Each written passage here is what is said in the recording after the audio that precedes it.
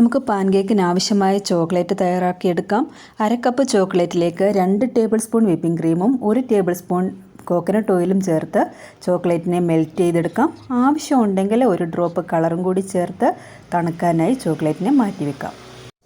മറ്റൊരു പാത്രത്തിലേക്ക് 2 മുട്ട പൊട്ടിച്ചൊഴിക്കാം. അതിലേക്ക് 1 പിഞ്ച് ഉപ്പും 1/4 കപ്പ് പഞ്ചസാര പൊടിച്ചതും ചേർത്ത് നന്നായി മിക്സ് ചെയ്തെടുക്കാം. 1 ടീസ്പൂൺ വാനില പൗഡർ ഇതിലേക്ക് ചേർത്ത് കൊടുക്കുന്നുണ്ട്. അതിനുശേഷം ഒരു അരിപ്പയിലേക്ക് 1 കപ്പ് മൈദയും 1 ടീസ്പൂൺ ബേക്കിംഗ് പൗഡറും ചേർത്ത് നന്നായി അരിച്ചെടുക്കാം. 1/2 കപ്പ് പാല് കൂടി കുറേശ്ശെ ചേർത്ത് ബാറ്റർ നന്നായിട്ട് മിക്സ് ചെയ്തെടുക്കാം. കൂടെ തന്നെ ഒരു 2 ടേബിൾ സ്പൂൺ 1/4 കപ്പോളം വെജിറ്റബിൾ ഓയിലും കൂടി ചേർത്ത് മിക്സ് ചെയ്യുക. ചൂടായ ഒരു തവയിലേക്ക് കുറേശ്ശെ മാവ് കോരി ഒഴിച്ച് ചെറിയ ചെറിയ ദോശ പോലെ നമുക്ക് പാൻ കേക്ക് ഉണ്ടാക്കിയെടുക്കാം.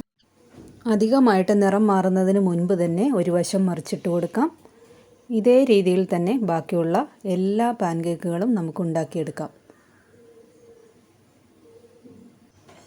ഞാനിവിടെ എല്ലാ പാൻ കേക്കുകളും ഉണ്ടാക്കിയെടുത്തിട്ടുണ്ട്. ഇനി നമുക്കിതിനെ ഒന്ന് ചോക്ലേറ്റിൽ കോട്ട് ചെയ്തെടുക്കണം. നമ്മൾ ഉണ്ടാക്കി വെച്ചിരുന്ന ചോക്ലേറ്റ് നന്നായി തണുത്തിട്ടുണ്ട്. കേക്കിൽ വെച്ച് കൊടുക്കാനുള്ള സൗകര്യത്തിന് ഞാനതിനെ ഒരു പൈപ്പിംഗ് ബാഗിലേക്ക് മാറ്റിയിട്ടുണ്ട്. ഇനി ഓരോ പാൻ കേക്കുകളായിട്ടെടുത്ത് ചോക്ലേറ്റ് ഇതുപോലെ ഫില്ല് ചെയ്ത് മറ്റൊരു പാൻ കേക്ക് അതിൻ്റെ മുകളിലേക്ക് വെച്ച് നന്നായിട്ട് ഇതുപോലെ പ്രസ് ചെയ്തെടുക്കുക. ഇങ്ങനെ മുഴുവൻ പാൻ കേക്കുകളും ഞാനിതിവിടെ ചെയ്തെടുത്തിട്ടുണ്ട്. ഇനി കുറച്ച് ചോക്ലേറ്റ് മെൽറ്റ് ചെയ്തെടുക്കുക. ഡാർക്കും മിൽക്കും കൂടിയാണ് ഞാനിവിടെ മിക്സ് ചെയ്തെടുത്തിരിക്കുന്നത്. ഇനി ഉണ്ടാക്കി വെച്ചിരിക്കുന്ന പാൻ കേക്കുകൾ ഓരോന്നും അതിലേക്ക് ഡിപ്പ് ചെയ്ത് നമുക്ക് മാറ്റിവെക്കാം.